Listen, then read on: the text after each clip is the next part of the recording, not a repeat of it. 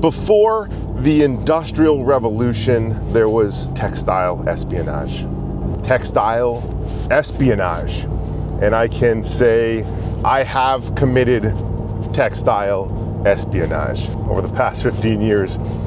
Been pretty ruthless with committing textile espionage. A little history lesson for you today. As we enter the fall season, the tops of the trees are changing, the weather is changing, and I get this like feeling in my guts this time of year where the seasons change here in New England, and that textile espionage first came through New England's communities. And I want to talk a little bit about that and what we had to do to start bringing manufacturing back to New England after it had all left over the past 30 years, once the WTO, the World Trade Organization, got signed and NAFTA got signed.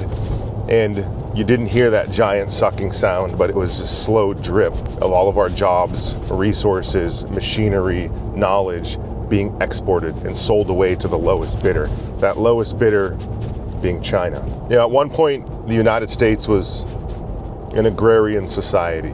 We weren't a maker of things. We just grew crops. And those cotton crops and others, they got harvested and they sent to Europe, where they went through Liverpool, through the same port that they were trading slaves, the port of Liverpool, and cotton would come in and slaves would go out. And it was an epicenter for trade. And then that cotton made its way to Manchester, where the first industrial mills were built at the same place that Karl Marx and Frederick Engels really drafted their first ideas for the Communist Manifesto.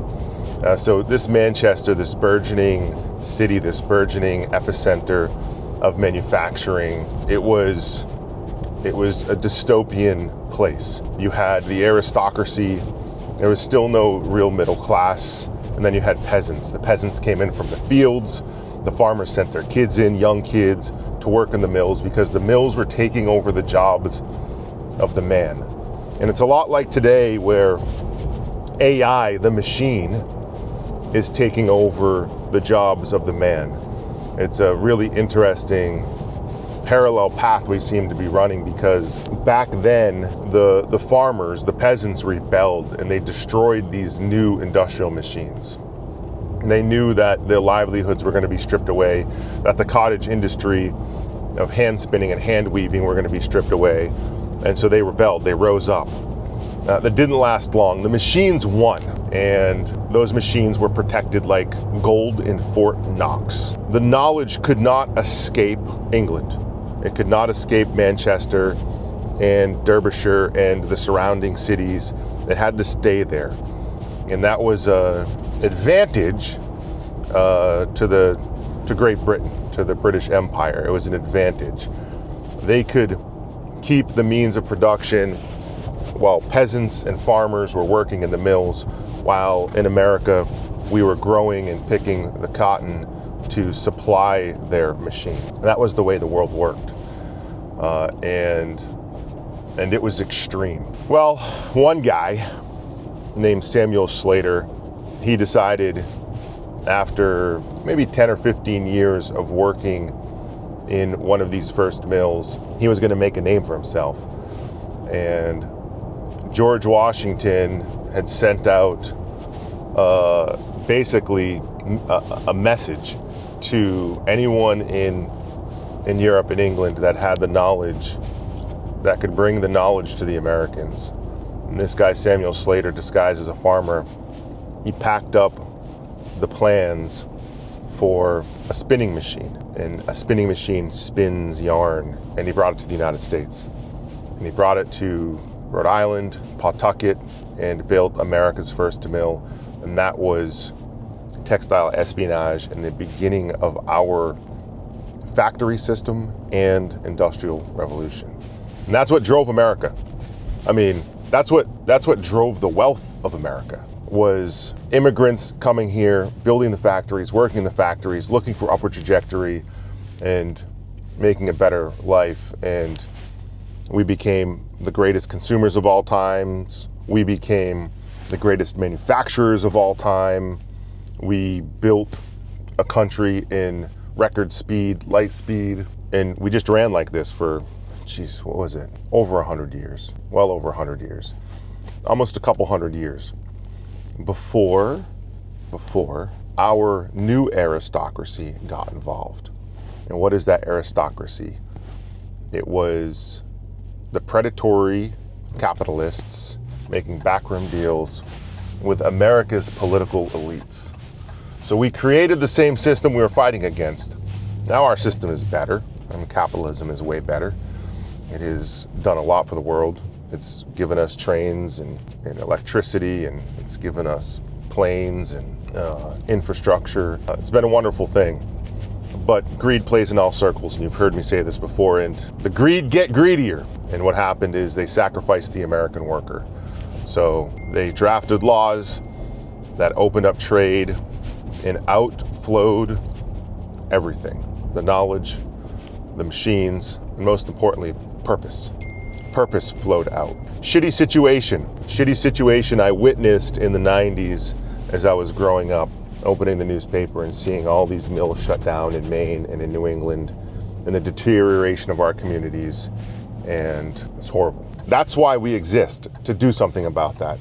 Inside our brand book, it says to breathe life back into the dream. That's why we exist, to breathe life back into the dream. And so, had to commit textile espionage. I was importing product from Pakistan, sewn product, jiu-jitsu gis to start. And I discovered my manufacturer was ripping us off, our intellectual property, the things I was designing. And when I confronted him, he said, "You can't do anything about it." I said, "Okay." He said, "Business is business." Got it. And so I leveraged that conversation by detaching from my emotions. This was 2012.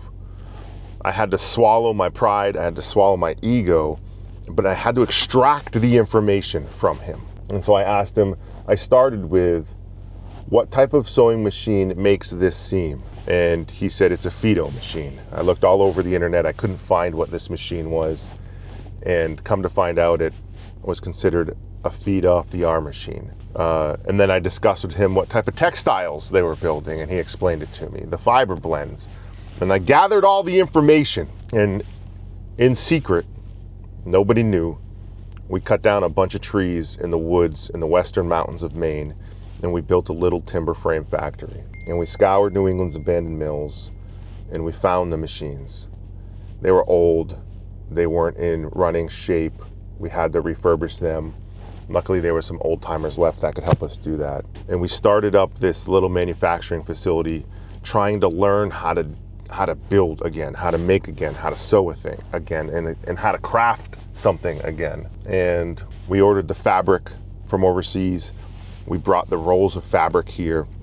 We took the fabric apart, we inspected it, we looked at it, and then we recreated it. So we created and committed textile espionage. Nobody cared. Nobody cared that's what we were doing because ideas had already been loosed. And nobody thought we would ever bring back manufacturing at scale. That's impossible to do. That's an impossible mission. You know you're on the right track when you get laughed out of the room. You know you're on the right track when you see people's nonverbal communication and body language like, okay, this person's full of shit. If you truly believe in what you're doing, then you're on the right track. And so it's fairly easy to do this. It was fairly easy to take it back, to take the knowledge back because it wasn't being protected like they used to protect it. Like I said earlier, like gold, like Fort Knox, it wasn't being protected. And although I'm not sure we could ever protect what we're doing again, it doesn't matter because what we need to protect is the history, the value, the intrinsic value of the American worker. Because the American worker is a store of value. The only reason the American dollar is valuable is because of us. Without us, there's no dollar. Without us, there's no value in the system. There's no value in the dollar without the American worker.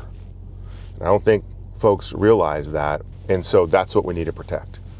And if we can protect that, if we can tell the story of that, if we can build around that, which is what we're doing at Origin, we're building around that, around the American worker, then we can rebuild this whole thing. then this renaissance of American manufacturing can once again springboard from New England, from the wilds of Maine, and throughout the country. And so that's what we're doing. But you have to be ruthless. You have to be ruthless about the things you want and why you want them. Not for greed, but for good.